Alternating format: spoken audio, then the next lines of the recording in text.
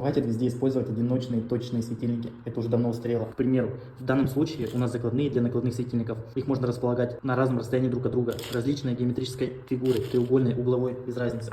Таким же образом, универсальные закладные. Вы можете добавить еще одну, и получится необычное расположение светильников.